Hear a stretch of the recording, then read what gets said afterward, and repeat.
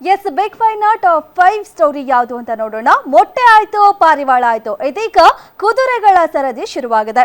ಬೆಂಗಳೂರಿನ ಟರ್ಫ್ ಕ್ಲಬ್ನಲ್ಲಿರೋ ಕುದುರೆಗಳಲ್ಲಿ ಗ್ಲ್ಯಾಂಡರ್ಸ್ ಅನ್ನೋ ರೋಗ ಪತ್ತೆಯಾಗಿದೆ.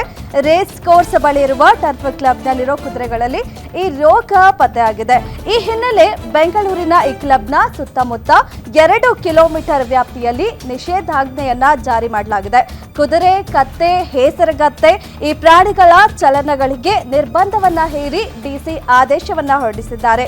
ಬೆಂಗಳೂರಿನ ಟರ್ಫ್ ಕ್ಲಬ್ ಗ್ಲ್ಯಾಂಡರ್ಸ್ ಕೇಂದ್ರೀಕೃತ ಸ್ಥಳ ಎಂದು ಗುರುತು ಮಾಡಿದ್ದಾರೆ. ಟರ್ಫ್ ಕ್ಲಬ್ ಸುತ್ತ ಕುದುರೆ, ಕತ್ತೆ, ಹೇಸರಗತ್ತೆ ಈ ಎಲ್ಲಾ ಪ್ರಾಣಿಗಳ ಚಲನವಲನಗಳನ್ನ ನಿಷೇಧಾಜ್ಞೆ ಮಾಡಿದ್ದಾರೆ.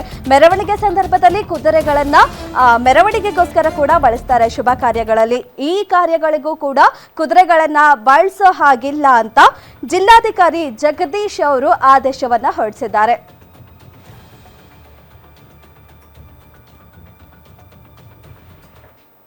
ಎಸ್ ಈ ಬಗ್ಗೆ ಹೆಚ್ಚಿನ ಮಾಹಿತಿಯನ್ನ ಕೊಡ್ತಾರೆ ಮೆಟ್ರೋ ರಿಪೋರ್ಟರ್ ಉಲ್ಲಾಸ್ ಕಿರುವಾಸೆ ನೇರ ಸಂಪರ್ಕದಲ್ಲಿ.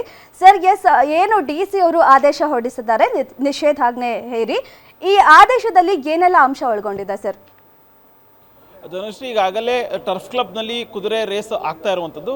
ಪ್ರಮುಖವಾಗಿ ಆ ಒಂದು ಸ್ಥಳದಲ್ಲಿ ಗ್ಲ್ಯಾಂಡರ್ಸ್ ಅನ್ನುವಂಥ ಒಂದು ಸಾಂಕ್ರಾಮಿಕ ರೋಗ ಕಾಣಿಸ್ಕೊಂಡಿದೆ. ಇದು ಒಬ್ಬರಿಂದ ಒಬ್ಬರಿಗೆ ಅಂದರೆ ಒಂದು ಪ್ರಾಣಿಯಿಂದ ಮತ್ತೊಂದು ಪ್ರಾಣಿಗೆ ಹರಡುವಂತಹ ಒಂದು ಸಾಂಕ್ರಾಮಿಕ ರೋಗ. ಹೀಗಾಗಿ ಈ ಒಂದು ವಿಚಾರವನ್ನು ಜಿಲ್ಲಾಧಿಕಾರಿಗಳು ಗಂಭೀರವಾಗಿ ಪರಿಗಣಿಸಿರುವಂಥದ್ದು.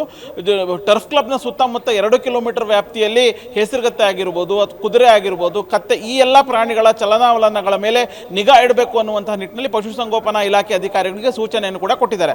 ಜೊತೆಗೆ ಟರ್ಫ್ ಕ್ಲಬ್ನಲ್ಲಿ ರೇಸ್ಗಳು ನಡೀತಾ ಇರೋದ್ರಿಂದ ಸಾಕಷ್ಟು ಅಂದರೆ 100 ಕುದುರೆಗಳಲ್ಲಿ ಇರುವಂಥದ್ದು. ಹಾಗಾಗಿ ಆ ಒಂದು ಸ್ಥಳವನ್ನು ರೇಸ್ ಕೋರ್ಸ್ ಏನಿದೆ ಅದನ್ನು ಗ್ಲ್ಯಾಂಡರ್ಸ್ನ ಕೇಂದ್ರೀಕೃತವಾದಂಥ ಒಂದು ಸ್ಥಳ ಅಂತೇಳಿ ಘೋಷಣೆಯನ್ನು ಮಾಡಿದ್ದಾರೆ. ಜೊತೆಗೆ ಇನ್ನು ಮುಂದಿನ ಆದೇಶ ಜಿಲ್ಲಾಧಿಕಾರಿಗಳು ಆದೇಶವನ್ನು ಮಾಡುವ ತನಕ ಕೂಡ ಯಾವುದೇ ರೀತಿಯಾದಂತಹ ಸಭೆ ಸಮಾರಂಭಗಳಿಗೆ ಕುದುರೆಗಳನ್ನು ಬಳಕೆ ಮಾಡುವಂಥದ್ದು ಕೂಡ ನಿಷೇಧ ಮಾಡಲಾಗಿದೆ. ಜೊತೆಗೆ ಒಂದಷ್ಟು ಸರ್ಕಸ್ಗಳಲ್ಲಾಗಿರುವುದು, ಬೇರೆ ಬೇರೆ ಆಕ್ಟಿವಿಟೀಸ್ಗಳಲ್ಲಿ ಪ್ರಾಣಿಗಳನ್ನು ಬಳಕೆ ಮಾಡುವಂಥ ಕೆಲಸನೂ ಕೂಡ ಆಗ್ತದೆ.